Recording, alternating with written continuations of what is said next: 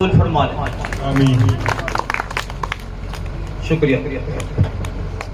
बहुत बहुत शुक्रिया आपका नापित साहब। अब मैं इंतजार खत्म हुआ और अब जो शख्सियत हमारे बीच है, मुख्य अतिथि, जिनके लिए आप यहाँ आए हो, इतनी सर्दी में इतने ठंड में डटे हुए हो, और हमारे बीच में हमारे मुख्य अतिथि बड़े भाई हर्ष चिकारा जी।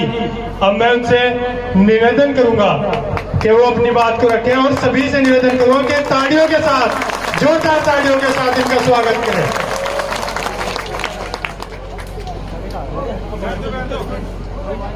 सम्मानित बुजुर्गों, नौजवान साथियों, आवाज सुन रही मातर शक्तियां, आप सभी के चरणों में आपके बेटे, आपके बच्चे, आपके भाई हर्ष चिकारा की हाथ जोड़ के राम राम, नमस्कार, सत श्री अकाल, अस्सलाम वालेकुम। मेरी आप सबसे एक विनती है, कोई भी जब तक मैं बोलूं एक तो ताली नहीं बजाएगा, एक मेरी बात को समझने की कोशिश करेगा। पहले तो मैं आप लोगों को बता दूं, हो सकता है मेरे सम्मानित बुजुर्ग मेरे को नहीं जानते हो, आपके बच्चे, आपके बेटे ने समाज सेवा करते हुए, यानी कि जवानी की अवस्था में आए हुए 11वां साल लगा, यानी कि 10 साल से घूमना फिरना शुरू किया। उस 10 साल के अंदर मैंने 200 गरीब बेटियों की शादी करवाई है, 25 उन बहनों के भात भरे हैं जिनका भाई नहीं था, 1300 उन परिवारों को बसाया है जिनके घर में पीने के लिए पानी का मटका तक नहीं था। 124 से 25 आंदोलन सरकार के खिलाफ अपने हक के लिए लड़े हैं। लगभग 27 करोड़ रुपए की नगद मदद की है। और मैं आप लोगों को बताता हूं, ये हिंदू मुसलमान ये चीजें मेरे को तो पता ही नहीं, कहां से आई, कैसे आई, क्यों आ रही है। सरकारें आप लोगों का मूर्ख बनाती है, अपना वोट बैंक बनाती है। आपके क्या आज तक कोई हिंदू मुसलमान करने वाला काम आया? आज तक क्या किसी एक भी नेता ने आपके बीच आके, हिंदू मुसलमान करने वाले नेता ने आपके बीच आके किसी गरीब की मदद की? नहीं ना। फिर आप लोग क्यों मूर्ख बन रहे हो? सबसे पहले आप लोगों को बताता हूं, मैं खाली बातें नहीं करता। जो मेरे साथ में मेरा भाई खड़ा दानिश, ये जो मददें आप लोगों को गिनवा रहा हूं, उस हर एक मदद में पिछले 5 साल से ये मेरा भाई मेरे साथ है। सबसे पहले पुलवामा जो हमला हुआ था, उसके दौरान शहीदों की याद में हमने कुश्ती दंगल करवाया था, जिसमें विश्व के बाहर देश के भी पहलवान आए थे। उसमें मेरा भाई मेरे साथ था। रही मददों की बात, बहन बेटियों की बात, गोवाना के पास 2 गरीब हमारी मुसलमान समाज की बहनें, ना तो उनका भाई था ना पिता था, एक रिक्शा में बैठ के एक बूढ़ी औरत आती है, बेटा सिर्फ आपसे उम्मीद है, मेरे घर के अंदर आने से डर रही। मैंने उनको देखा, मैं बोला माता जी अंदर तो आजा, चाय पानी तो पी ले। उसका पहला ही जवाब ये था, बेटा मैं जाति से मुस्लिम हूं। मैं बोला फिर क्या हुआ? मैं आपको माता जी कह रहा हूं तो आप मेरी माँ हो, अंदर आओ। जबरदस्ती उसको अंदर लेके आया। मैंने उसको 15 मिनट बैठाया। 15 मिनट के बाद उसके अंदर का डर निकला। फिर उसके 1 हफ्ते के बाद जब मैं उनके घर गया, उनके पाटने पर उस बहन का भाई बन के खड़ा हुआ, उन दोनों बहनों का कन्यादान किया। उन दोनों बहनों का आपकी जुबान में बोले तो निकाह, हमारी जुबान में बोले तो शादी करवाई। तब उसकी माता जी की आंखों में जो खुशी के आंसू थे। बेटा मैं तो इसलिए डर रही थी क्योंकि जो आपका समाज, आप हिंदू समाज से आते हो, मैं एक मुसलमान समाज से आती हूँ। हम हर रोज ये टीवी देखते हैं, ये खबरें सुनते हैं। इन खबरों के कारण हमारे को डर लगने लग गया है इन चीजों से। सच्चाई तो ये है, हिंद के 2 बेटे, हिंदू और मुसलमान, सबसे ताकतवर बेटे हैं, लेकिन मूर्ख वे हैं जो अपने आप को एक दूसरे का दुश्मन समझते हैं।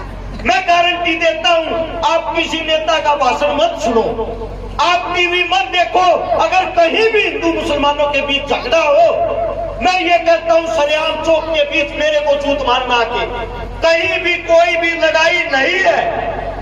दूसरी बात, हमें एक दूसरे से सीखना चाहिए। हम एक ऐसे प्रांगण में खड़े हैं, एक हत्यारा बाहर देश का जिसका नाम था तैमूर, अफगानिस्तान से हमारे हिंदुस्तान को लूटने के लिए आया था 1398 में, और जिस सरजमी पर मैं आज हाल फिलहाल खड़ा हूं, यहीं से एक बहादुर सेनापति था जिसको महाबली भीम का दर्जा दिया गया है, जोगराज सिंह गुज्जर। मैं आप लोगों को बताता हूं, जब तैमूर हिंदुस्तान को लूटने के लिए आया, सबसे पहले उसने शुरुआत पाकिस्तान से की। पाकिस्तान को लूट के पानीपत के रास्ते से दिल्ली आया। दिल्ली के अंदर जगह का नाम है लोनी बॉर्डर।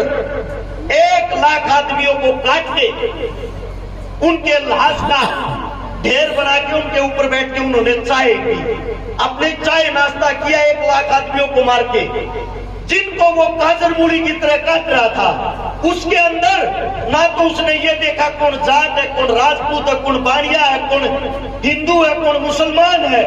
अगर वो किसी का शव काट रहा था, सिर्फ हिंदुस्तानियों का शव। उस वक्त मेरठ के पास 2 गढ़, एक जगह का नाम है जहां के हमारे राजा थे देवपाल।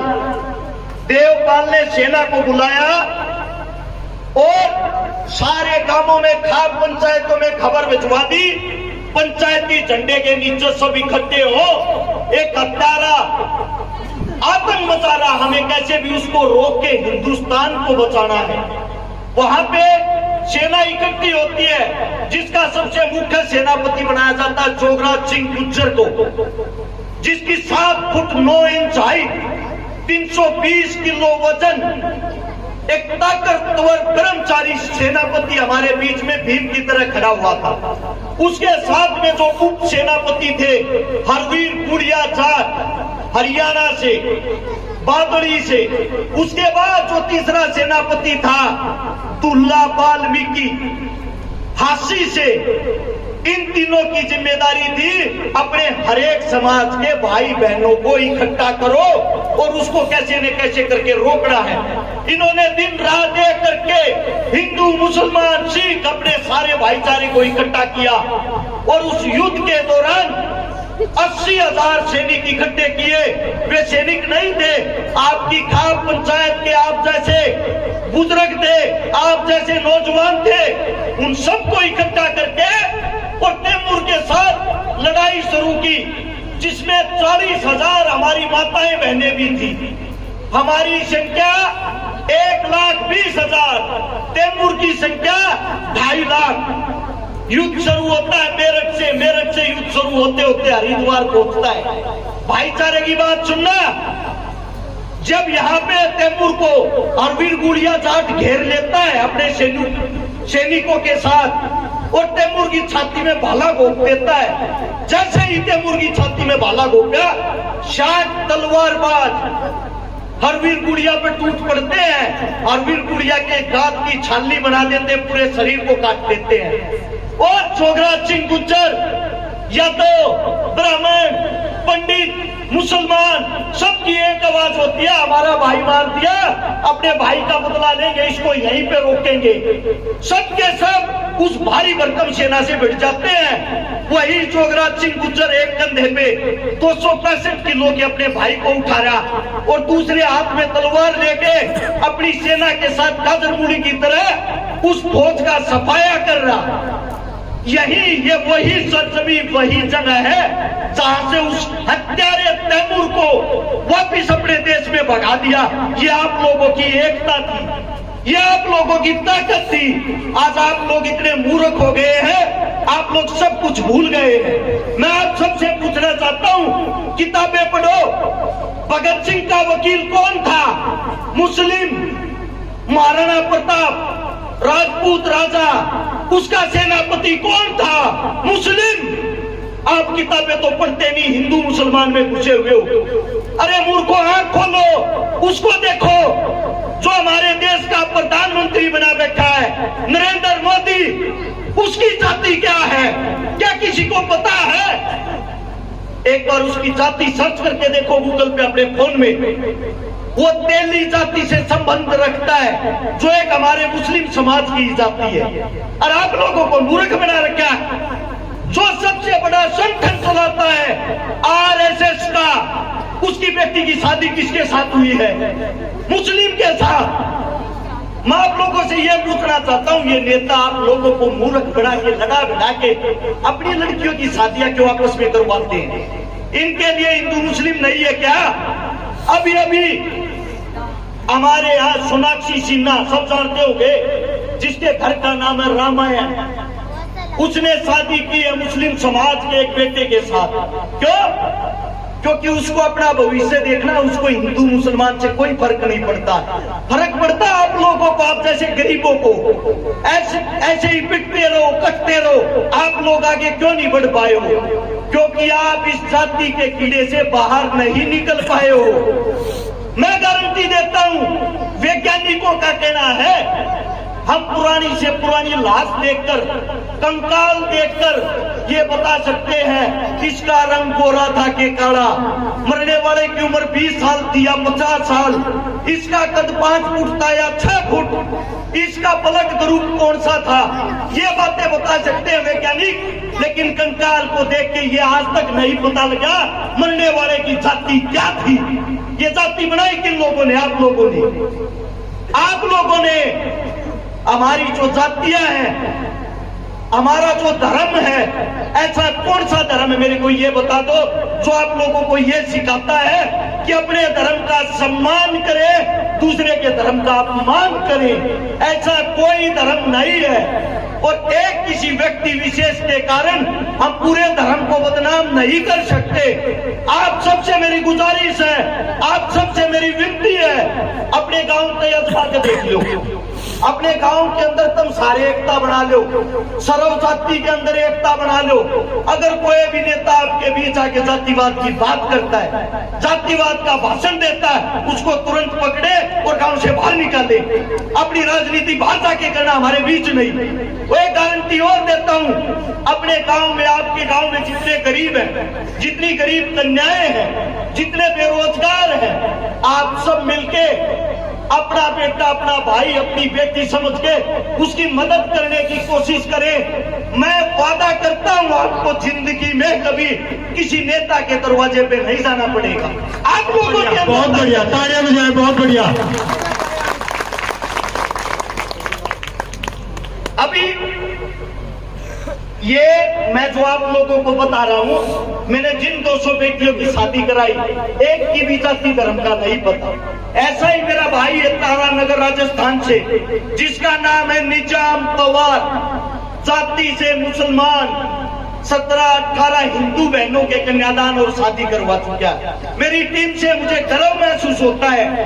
मैं हिंदू, मुस्लिम, सिख, मेरे को यही नहीं पता मैंने किस किस की शादियां करवा दी, किस किस का मैं भाई बन लिया।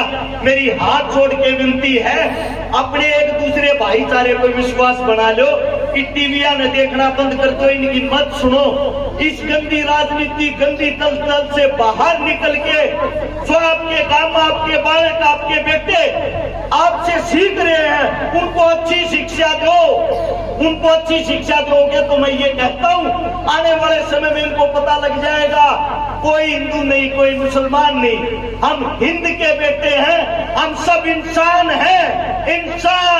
इंसान ही इंसान के काम आता है। क्या कभी आप लोगों ने जब हॉस्पिटल में आप तड़पते हो, आप मरते हो, आपको रक्त की, खून की जरूरत हो, उस खून वाले से पूछा जो आपको खून देता है, बेटा आपकी क्या मेरे वाली जाति है?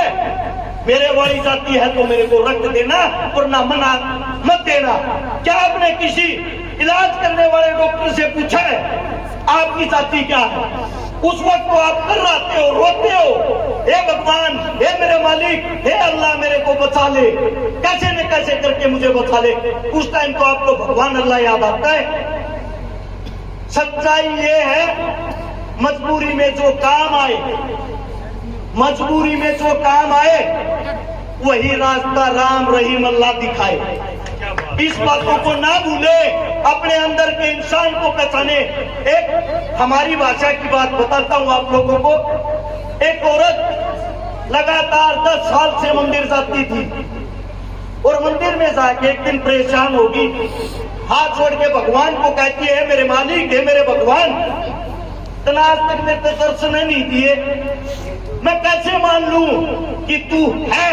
अगर तू है मेरे को दर्शन दे के दिखा। ऊपर से आवाज सुनाई देती है उस औरत को, बेटा तेरे अंदर बोले कौन? जिसको यहां ढूंढ रही कहीं वही सजन तो ना हो। जो आपकी जुबान है, जब आप किसी को दुखी देखते हो, परेशान देखते हो और आपके दिल में पल भर के लिए ये आता है, हे भगवान यो कितना दुखी है, हे अल्लाह यो कितना दुखी है, इसकी मदद कर, वही तो भगवान है। उसको जगाओ, उसको बाहर निकालो। रोड के ऊपर ये मूर्तियां जब टिकी हुई होती हैं, वो मंदिर की हो, मस्जिद की हो, गुरुद्वारे की हो, कीमत कुछ नहीं होती उनकी, कुछ भी कीमत नहीं होती। 10-20 रुपए में आप उसको घर खरीद के लाते हो, उसके सामने सुबह शाम जोत लगाते हो, भजन करते हो। सच्चाई ये है, जब किसी मंदिर मस्जिद के बाहर जो गरीब बैठता है, जो गरीब आप लोगों का इंतजार करता है, आपका अल्लाह, आपका भगवान उनके अंदर वास करता है। इसीलिए वो इस दर पे आते हैं, वो आपसे मांगते हैं, अंदर कहा जा रहा है, हम तो बाहर बैठे हैं, मदद हमारी कर, मदद हमारी कर। उनकी मदद करनी सीख जाओगे ना जिस दिन, उस दिन अल्लाह, मंदिर, मस्जिद सब आपको दुआएं देंगे। अपने अंदर के इंसान को जगा लो। दूसरी बात, अब मेरे भाई ने शुरुआत करी, मेरे भाई ने बताया है, दानिश भाई ने गांव में एक तो गरीब बेटी बहन की शादी है और सबसे पहले इस गांव के प्रांगण में खड़ा होके उनके कन्यादान की शुरुआत भी मैं करता हूं। 11,000 रुपए सबसे पहले नगद मैं देता हूं उन बहनों के लिए, मेरे भाई दानिश को। मेरे मुख से कोई गलत बात निकल गई हो, आपका बेटा हूं, आपका बच्चा हूं, मुझे हिंदू मुसलमान मत बनाने की कोशिश करना, हाथ जोड़ के यही माफ कर देना। क्योंकि जो भी सीखा है आप लोगों के संगत से सीखा, अपने बुजुर्गों के संगत से सीखा है। हमने देखा है गांव में सबकी एकता को, सबको राम राम नमस्कार सत श्री अकाल यही चीजें बोलते बुलाते। हमने इस जातिवाद से ना तो जीना सीखा, ना कभी जीने देंगे। जितना जल्दी आप इस जातिवाद धर्मवाद से बाहर निकल जाओगे, मैं ये कहता हूँ आपको आगे बढ़ने से रोकने वाला कोई नहीं होगा। बहुत बढ़िया, आप सबने इतने प्यार से मेरी बातें सुनी, इतना प्यार प्रेम मुझे दिया। इस गांव की पावन धरा को आप सभी के चरणों में दोबारा से हाथ जोड़ के नमन करता हूँ। धन्यवाद आप सबका, जय हिंद। बहुत बहुत धन्यवाद आपका, बहुत बहुत धन्यवाद भाई। जो